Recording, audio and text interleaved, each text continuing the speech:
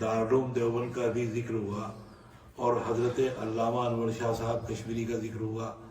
ان کا حافظہ عجیب و غریب تھا. ڈاکٹر اقبال جو کہ شاعر مشرق ہے اور عالم اسلام کے عظیم شان شخصیت ہے، عظیم الشان شاعر ہے. کہنے کو وہ شاعر ہے لیکن اپنے فلسفے کے اعتبار سے، اپنی تعلیمات کے اعتبار سے دراصل قرآن مجید کے ترجمان ہیں. تو ڈاکٹر نے ایک موقع پر جس وقت علامہ کی وفات ہوئی اور ڈاکٹر کو اطلاع ملی لاہور میں، تو لاہور کے برکت ہال میں تعزیتی جلسہ ہوا اور اس جلسے میں ڈاکٹر نے تقریر کرتے ہوئے یہاں سے آغاز کیا کہ ہزاروں سال نرگس اپنی بے نوری پہ روتی ہے، بڑی مشکل سے ہوتا ہے چمن میں دیدہ ور پیدا. اور فرمایا ڈاکٹر نے تقریر کرتے ہوئے کہ اسلام کی آخری 5 صدیاں مولانا انور شاہ کی نظیر پیش کرنے سے عاجز ہیں.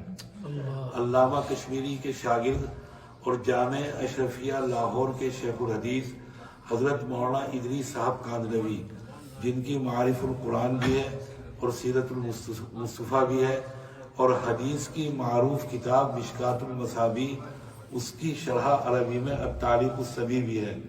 وہ فرماتے تھے کہ ایک روز علامہ کے تمام شاگرد جمع ہوئے اور جمع ہونے کے بعد یہ آپس میں گفتگو ہوئی کہ علامہ کشمیری کا علم کتنا تھا. آپس میں بات کرتے کرتے یہ فیصلہ ہوا کہ اسلام کی آخری 500 سال میں جتنے علماء پیدا ہوئے کل دنیا کے اندر، ان سب کا علم اگر جمع کر دیا جائے تو انور شاہ کے علم کی زکوٰۃ بھی ادا نہیں ہوگی. یہ اللہ تعالیٰ نے علم عطا فرمایا تھا. دارالعلوم دیوبند کے شیخ الحدیث بھی تھے اور صدر المدرسین بھی تھے. وہاں کی شورا میں نامور شخصیات تھی دارالعلوم کی ایگزیکٹو باڈی میں اور اس کی شورا میں. ایک موقع پر وہاں پر سر یاور جنگ آئے ہیں جو کہ مشہور حیدرآباد کے نواب تھے اور آنے کے بعد انہوں نے شورا میں شرکت کی. وہاں پر دارالعلوم کی جانب سے ان کی ضیافت کا اہتمام تھا، دعوت کا اہتمام تھا.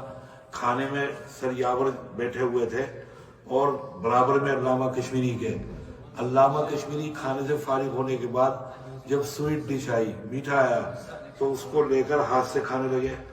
وہ حیران ہو کر دیکھنے لگا کیونکہ اس کے اعتبار سے یہ تہذیب کے خلاف تھا.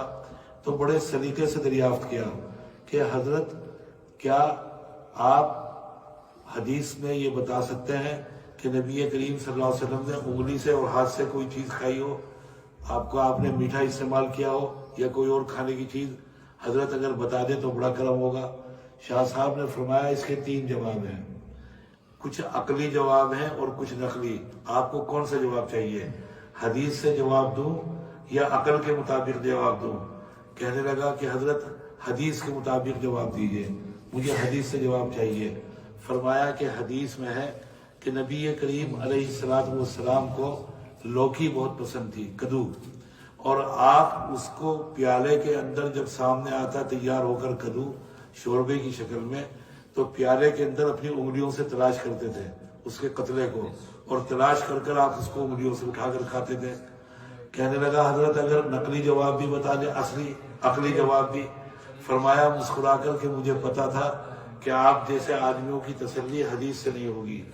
عقلی جواب. فرمایا کہ عقلی جواب یہ ہے کہ آپ اگر اسپون استعمال کر رہے ہیں تو اسپون کے سائز کو بڑا نہیں کر سکتے، ایک ہی سائز.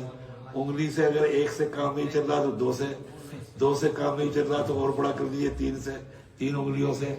اور فرمایا کہ دوسری بات یہ ہے کہ اسپون ان کے منہ میں بھی جا رہا ہے، ان کے منہ میں بھی، آپ کی انگلی صرف آپ کے منہ میں جا رہی ہے.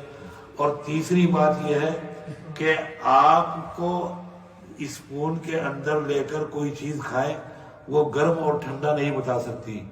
آپ اچانک کوئی گرم چیز حلوہ منہ میں رکھ لیں گرم گرم، زبان آپ کی جل جائے گی. جبکہ انگلی سے اگر آپ کھائیں گے انگلی آپ کو بتا دے گی کہ یہ کھانے والی چیز گرم ہے یا ٹھنڈی. کہنے لگا سبحان اللہ حضرت ماشاءاللہ کیا بات بیان کی. کہا کہ بہت سطحی باتیں ہیں، عام سی باتیں ہیں، غور نہیں کیا جاتا، یہ آپ کو عجیب لگ رہی ہے. تو یہ حضرت علامہ کشمیری. بہرحال فرمایا